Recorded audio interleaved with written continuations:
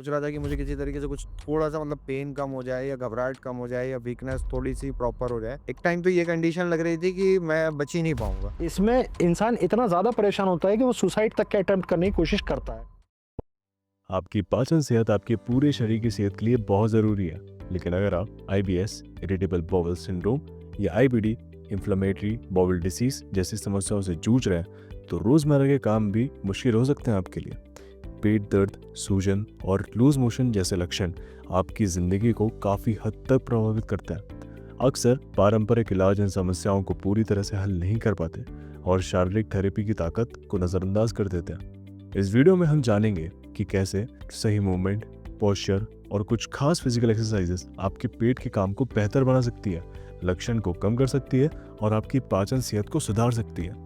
ये एक नेचुरल और तनावमुक्त तरीका है जो शरीर के बैलेंस और स्ट्रेस को कम करने पर फोकस करता है। अगर आप आईबीएस, आईबीडी को मैनेज करने का एक आसान और असरदार तरीका जानना चाहते हैं, तो आइए शुरू करते हैं। ये वीडियो आप ही के लिए है। वीडियो में आगे बढ़ने से पहले आईबीएस और आईबीडी के बारे में थोड़ा सा ब्रीफ में जान लेंगे। आईबीएस, जिसे इरिटेबल बाउल सिंड्रोम कहते हैं, ये एक डाइजेस्टिव प्रॉब्लम है जो पेट और बड़ी आंत को प्रभावित करती है। इसके कुछ कॉमन लक्षण हैं, जैसे पेट में दर्द या क्रैम्पिंग होना, गैस या ब्लोटिंग होना, कभी कभी डायरिया एंड कॉन्स्टिपेशन होना। ये समस्याएं सीरियस नहीं होती, लेकिन इससे जीवन में काफ़ी असुविधा हो सकती है। आईबीएस होने का एग्जैक्ट कारण पता कर पाना थोड़ा मुश्किल है, लेकिन ये स्ट्रेस, डाइट और लाइफस्टाइल की वजह से बढ़ सकती है। अब हम आईबीडी के बारे में बात करेंगे, जिसे इन्फ्लेमेटरी बाउल डिसीज कहते हैं। ये आईबीएस से थोड़ा अलग एंड सीरियस है। इसमें आंतों में सूजन आ सकती है और इसके दो मेन टाइप्स हैं, Crohn's disease and ulcerative कोलिटिस।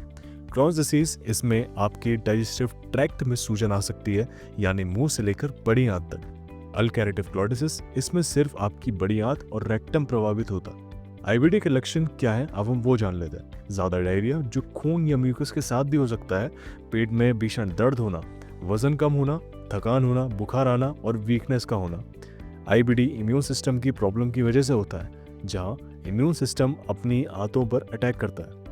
IBS और आईबीडी में अंतर क्या है, अब हम वो देख लेते हैं। आईबीएस एक फंक्शनल प्रॉब्लम है, यानी आंतों का काम ठीक से नहीं होता। आईबीडी एक स्ट्रक्चरल प्रॉब्लम है, यानी आंतों में डैमेज या सूजन होना। अब असर और ज़रूरत के बारे में बात करें तो दोनों ही कंडीशंस लाइफ क्वालिटी को प्रभावित करती है। आईबीएस में आपको डाइट और स्ट्रेस मैनेजमेंट पर काम करना होता है, जबकि आईबीडी में डॉक्टर के इलाज की ज़रूरत भी पड़ सकती है। सिंपल लैंग्वेज में समझाएं कि आईबीएस और आईबीडी क्या है, डाइजेस्टिव हेल्थ की ये प्रॉब्लम्स क्यों होती हैं एंड ये कैसे असर डालती हैं। डाइट और लाइफस्टाइल के रोल के बारे में बात कर लेते हैं। आईबीएस के लिए हेल्दी खाना और स्ट्रेस कंट्रोल करना काफ़ी ज़रूरी है। आईबीडी के लिए स्पेशल ट्रीटमेंट्स और खाने में चेंजेस करने पड़ सकता है। अब हम नेचुरल अप्रोचेस के बारे में बात करेंगे, जिसमें मेडिटेशन, योगा और रिलैक्सेशन आईबीएस के लक्षण को कम करने में मदद करते हैं। आईबीडी के लिए मेडिकल केयर के साथ साथ लाइफस्टाइल चेंजेस हेल्पफुल होते हैं। आईबीएस और आईबीडी और उनसे जुड़ी समस्याओं को बेहतर तरीके से समझने के लिए मिस्टर फैजान अली, जो आईबीएस और आईबीडी के एक्सपर्ट होने के साथ साथ एक फिजिकल थेरेपिस्ट भी हैं, उनसे इस टॉपिक पर बात कर इससे जुड़े सवालों के जवाब जानेंगे और देखेंगे कि क्यों ये बीमारी हमारे लिए जल्द से जल्द जान लेना काफ़ी ज़रूरी है। आइए उनसे ही सुनते हैं। आईबीएस के मेन सिम्टम्स ये होते हैं कि पेट में तीखा दर्द रहता है, जिसकी वजह से आपका दिमाग हर समय सिर्फ पेट के ऊपर में लगा रहता है, क्योंकि आपके पेट की फंक्शनिंग सही से नहीं चल रही होती है। आईबीएस और आईबीडी लगभग मिलते जुलते चीज़ें होती हैं। हमारे पेट की जो शिकायतें होती हैं वो लगभग थोड़ी सी ऊपर नीचे होती हैं, लेकिन आईबीएस में ये ज़्यादा देखा जाता है कि जब इंसान ज़्यादा प्रॉब्लम से जूझ रहा होता है तो वो कोशिश करता है सुसाइड अटेम्प्ट करने की।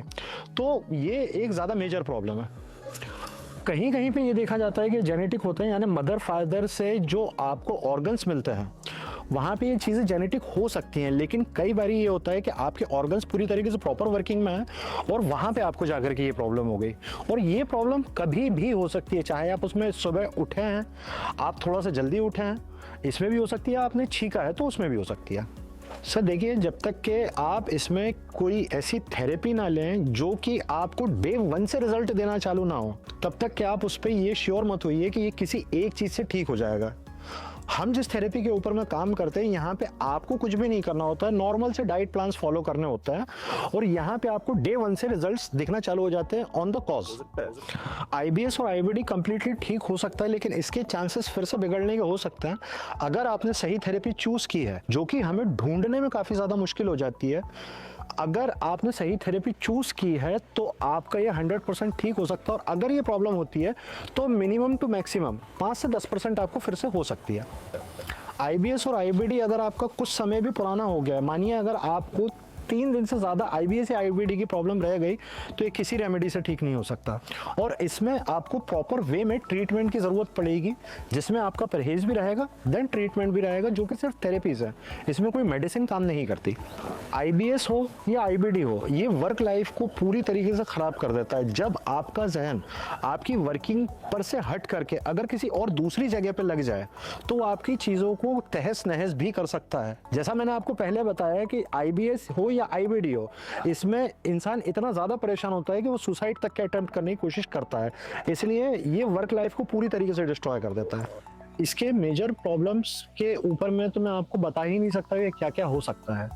यानी इसमें आप ये भी कह सकते हैं कि कोई बंदा जिम में जा रहा हो, उसने हैवी स्क्वाट्स मारे और उसको आईबीएस हो गया या उसको आईबीडी हो गया, लेकिन आप जनरली इस बात को समझिए कि आईबीएस या आईबीडी होने का कोई भी मेन रीज़न आज तक के पकड़ में नहीं आया। देखिए, मैं आपको सबसे पहली बात तो ये बताऊं कि आज तक के दुनिया में आईबीएस या आईबीडी के लिए कोई टेस्ट नहीं बना हुआ है। अगर आप इसको जनरल तरीके से समझना चाहते हैं तो आपको ये समझना पड़ेगा कि आपकी फिजिक किस तरीके से काम कर रही है। आपको अगर साथ में ही पेट दर्द, लूज मोशन और वॉमिटिंग, अगर ये तीनों चीज़ें साथ में हो रही हैं और ये होकर के रुक जाती हैं, कुछ दिनों के बाद में अगर आपको फिर से ऐसा होता है या फिर कुछ महीनों के बाद में अगर आपको ऐसा होता है, तो आप श्योर हो जाइए कि आपको आईबीएस या आईबीडी है। देखिए, अगर जैसे हम बात करते हैं कि लाइफ स्टाइल में अगर आप चेंजेस कर रहे हैं और साथ में आप एक्सरसाइजेज यूज कर रहे हैं, चाहे वो योगा हो या मेडिटेशन हो, साथ ही साथ में आप डाइट भी फॉलो कर रहे हैं, अगर आप ग्लूटेन फ्री भी अगर आप लाइफ स्टाइल चाह रहे हैं या अपनी डाइट चाह रहे हैं, तो उसके साथ में आपको ये लाइफ लॉन्ग करना पड़ेगा। यानी आप उस चीज़ को छोड़ नहीं पाएंगे कभी भी, क्योंकि वो चीज़ें आपके आईबीएस और आईबीडी को हल्का फुल्का मैनेज करके चलेगा, लेकिन आपको ट्रीटमेंट की ज़रूरत उस टाइम पर भी पड़ेगी।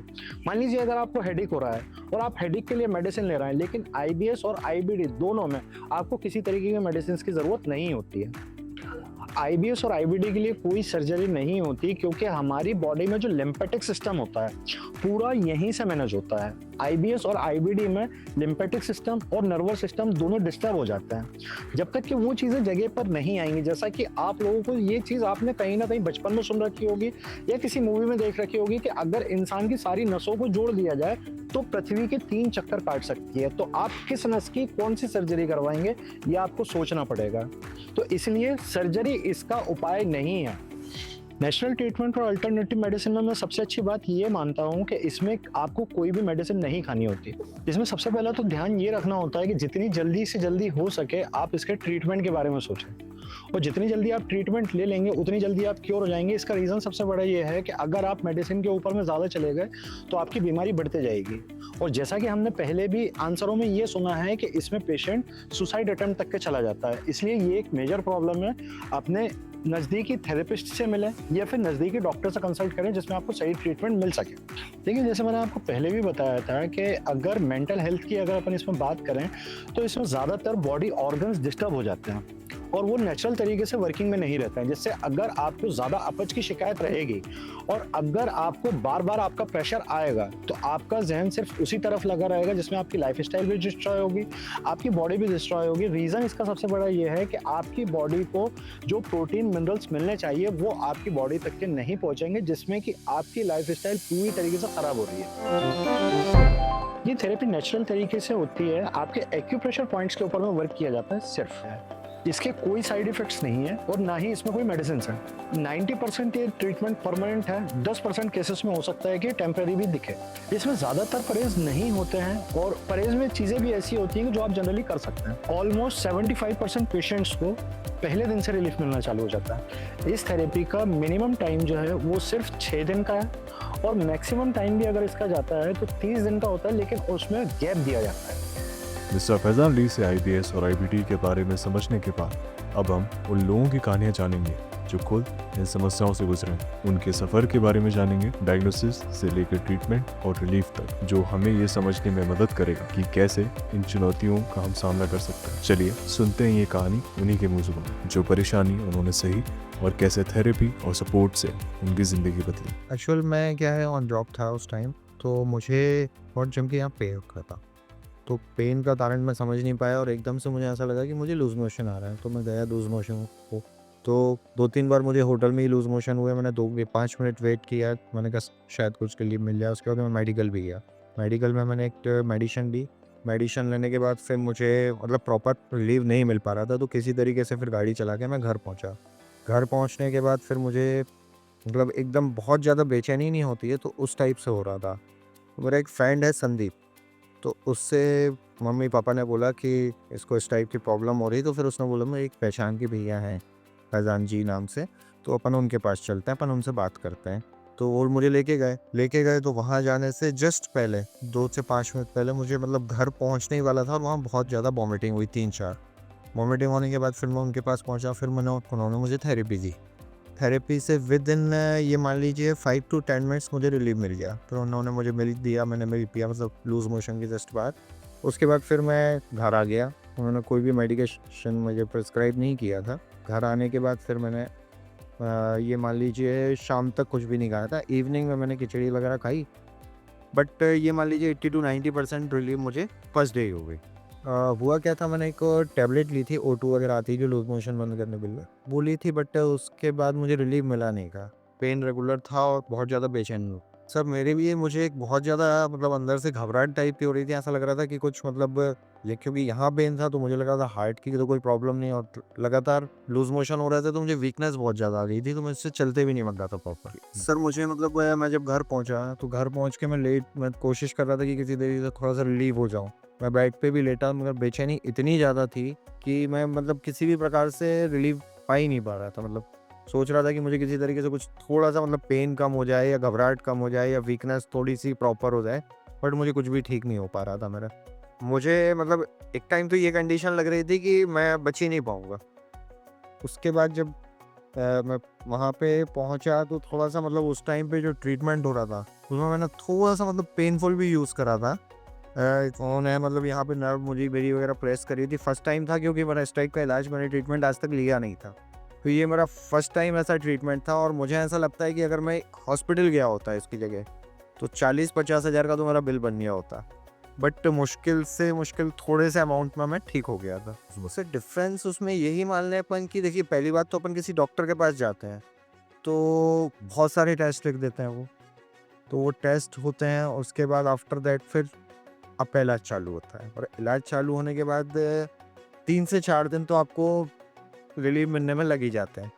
और यहाँ पे मुझे एक सडन रिलीफ मिला, मतलब विद इन 10 मिनट्स से रिलीफ मिल रखे थे ना, क्योंकि आज तक लूज मोशन मैंने विदाउट मेडिसिन बंद होते हुए फर्स्ट टाइम मैंने खुद ने एक्सपीरियंस किया था। सब थेरेपी जब स्टार्ट हुई थी तो देखिए फर्स्ट टाइम था मेरा इस टाइप की थेरेपी लेना, तो बहुत ज़्यादा मतलब जब प्रेस हुई थी मेरी वेन्स, तो मतलब एक ऐसा लग रहा था कि मैं बेहोश ना हो जाऊं या फिर बहुत अनकॉन्शियस टाइप से थोड़ी देर के लिए मुझे ऐसा फील हुआ था। बट उसके बाद फिर मैं कॉन्शियस में आ गया था, बेटर फील किया मैंने। सर अभी राइट नाउ की पोजीशन में ऐसा लगता है कि मतलब पेट से रिलेटेड तो कोई भी प्रॉब्लम नहीं है मुझे, और बहुत बढ़िया मेरी मतलब जो डाइट है वो बहुत अच्छी हो गई है पहले से। मतलब पहले मैं 2-3 रोटी खाता था तो अभी 4-5 खाने लगा हूँ। सर बदलाव ये है कि थोड़ा सा फ्रेश फील करता हूँ और एनर्जेटिक भी फील करता हूँ, और इस टाइप की कोई भी प्रॉब्लम उस ट्रीटमेंट के बाद फिर मुझे नहीं हुई। सर मेरा दृष्टिकोण तो यही कहेगा, क्योंकि अगर किसी को ऐसी प्रॉब्लम है, IBS वगैरह है, तो उसे डॉक्टर से ना ट्रीटमेंट कराते हुए यहाँ ट्रीटमेंट कराना चाहिए, क्योंकि देखिए मोस्ट प्रोबेबली उसका एक्सपेंस बहुत कम होगा। मतलब ये मान लीजिए कि डॉक्टर को जो आप 100% अमाउंट दे रहे हो, तो वो उसका 50% में काम हो जाएगा और जल्दी रिलीफ मिल जाएगा। सर सबसे फर्स्टली मैं ये कहना चाहूँगा कि IBS मतलब मुझे तो नॉलेज नहीं था कि ये बीमारी का नाम IBS है। तो फर्स्ट ऑफ ऑल जब उन्होंने मुझे ट्रीटमेंट दिया, उसके बाद उन्होंने मुझे बताया कि ये that was IBS।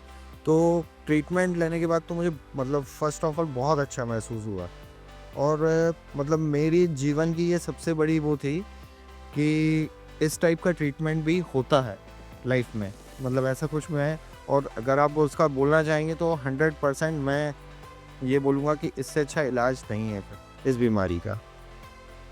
So at the end as we wrap up, एक बात तो क्लियर है, आईबीएस और आईबीडी जैसी कंडीशंस के बारे में अवेयरनेस होना बहुत ज़रूरी है।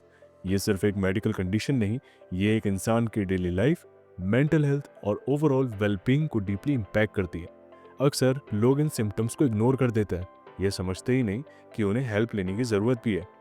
हमने आज इस वीडियो में डॉक्टर के दृष्टिकोण को जाना, पेशेंट से उनके एक्सपीरियंसेस को सुना और समझा कि ट्रीटमेंट और सपोर्ट सिस्टम कितना इंपॉर्टेंट होता है। आईबीएस और आईबीडी का सलूशन एक मैजिक पिल नहीं है, लेकिन सही diagnosis, diet changes, lifestyle improvement और थेरेपी के साथ इन कंडीशन को मैनेज करना पॉसिबल है। अगर आप या आपका कोई क्लोज फ्रेंड या फैमिली मेम्बर इन सिम्टम्स से स्ट्रगल कर रहा है तो उन्हें मोटिवेट करें कि वो प्रोफेशनल हेल्प लें। अवेयरनेस के साथ ही एक्सेप्टेंस और हीलिंग की जर्नी शुरू होती है। ये वीडियो सिर्फ एक शुरुआत है, आप जितना इसके बारे में बात करेंगे उतना ही इसकी अवेयरनेस बढ़ेगी। तो अगर ये वीडियो आपके लिए हेल्पफुल रही हो तो इसे ज़रूर शेयर करें। मिलके हम आईबीएस और आईबीडी से स्ट्रगल कर रहे लोगों की लाइफ बेटर बनाने में उनकी मदद कर सकते हैं। शुक्रिया।